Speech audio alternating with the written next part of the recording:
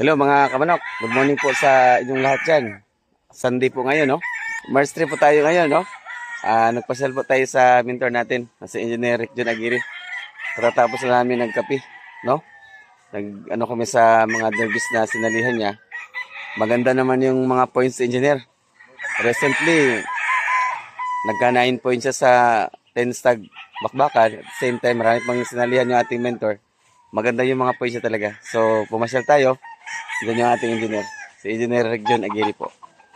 So, tingnan natin yung place ni Engineer na naps ng kanyang lugar. Ayan po. Napakagandang tingnan po, no, mga kamanok. Ayan.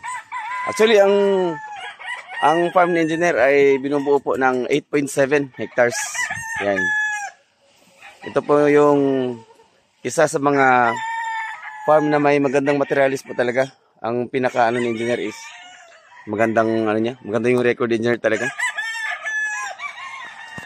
Then may sasalihan naman si Engineer na bagong pa derby, araw ng Davao po, no? Sasali yung ating mentor. Hopefully mag-champion na. Ayan. Sa hindi pa po nakapasyal dito sa farm ni Engineer Rick John Aguirre po, ay pwede po tayo magpasyal dito anytime po, no? Pag nandito lang yung ating mentor.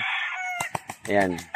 Napakaliwalas ng farm ng ating mentor po. Kung mapapansin niyo po, ayan. And then kung nagbabalak po kayong kumuha ng mga materyales, ay pwede po tayo dito, no?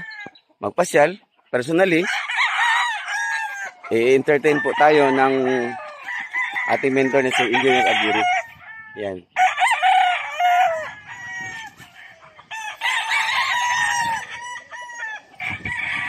Ayan po.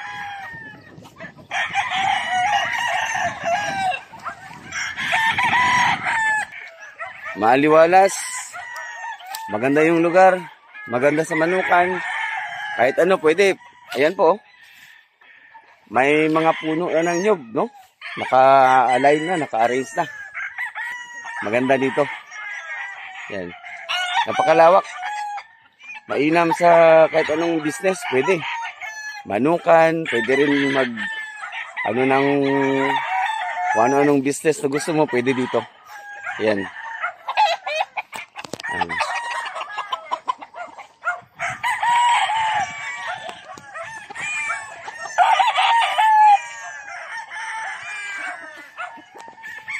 So, sa lahat ng ating mga followers dyan, kung sakali man po na may plano po tayo na bibili ng mga materyales, ay talagang mai-recommenda ko po yung farm ng ating mentor na si Engineer. Kasi maganda po talaga ang mga record niya, no? Kahit po, tanungin niyo mga kapwa natin sa bungero, na sumali sa mga iba't ibang paderbis, ay kilala yan ng ating mentor talaga, kilala yung mentor natin.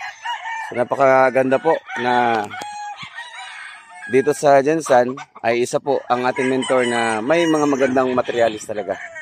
And then very well known po yung ating mentor dito sa General Santos City po, no? Medyo matagal-tagal tayo hindi nakapagpasyal kasi busy din tayo. Yan. Yan po.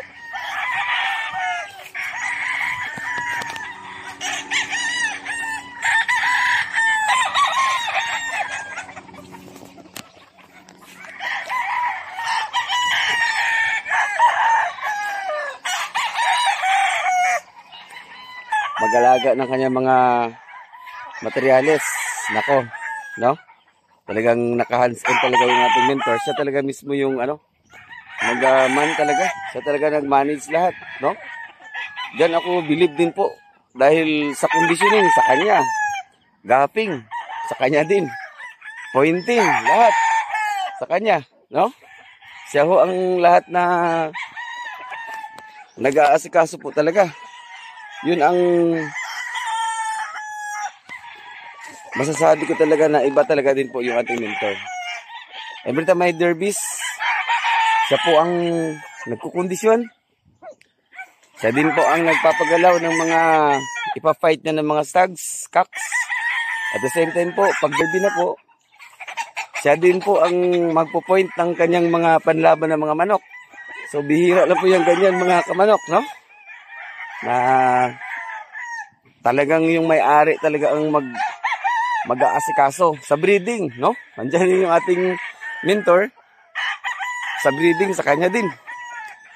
All in one po itong mentor natin. Doon ako believe talaga, no? Inuulit ko po, sa kanya po alos lahat, no? Na kasi nga gusto niya talagang siya ang magmamonitor, siya ang magmaman para doon din yung gusto niya, no? So mga kamanok, maganda po ang mga points, maganda po ang points ng ating mentor sa mga sinalihan na derbies. Papakita ko po sa inyo ang isang ito. Ayan. Sample lang yan, no? Napakapugi, matikas yung dating niya. Ayan po, sigurado ito. Napakaganda. No? Napakagandang mga manok po talaga. Hindi po tayo madidihado pag sa meron po tayong malaking labanan. No, yan po. Ayan, napakapugi din. Yan. Sa tayo, sa tindig. Halos kumpleto. Ayan po. So, na-miss natin yung magpipicture at saka magbibideo ng mga materialis ng ating mentor dito. So, ayan. Tingnan nyo po itong isa. Ayan, itikas. Bilog yung katawan, matangkad. Ang pogi. Ayan po. Ayan. So, marami po tayong mapagpipilian. If in case kung gusto nyo pong kumuha dito ng panimula o ng mga materyales, ay may re-recommenda ko po itong farm ng ating mentor, yung Rocky Game Farm, no? Na matatagpuan po sa Olimpog. Yan. At kung gusto niyo rin pong kunin at iplano niyo po, may plan po kayo na magbi-business, pwede rin kunin yung farm ni engineer. Yan. Pwede niyo rin bilhin. Yan po. Parang haba buhay ko dito. Pag dito ako Napakaraming mga nagagandahang mga manok po, no? Yung ating hilig. Yan. Dito tayo. Ayan, tingnan nyo po itong isa.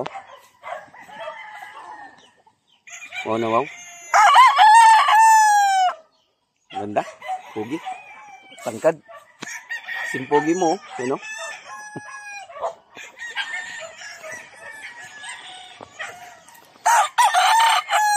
Ito rin isa, yan. Mga sampol lang po ito na ipapakita ko sa inyo, no? Sa dami ng manok dito, nako. Maabutan tayo ng 2 araw dito sa video. Yan. Ito din. Mga magagandang manok. Wala ka nang hanapin pa. Ito naman.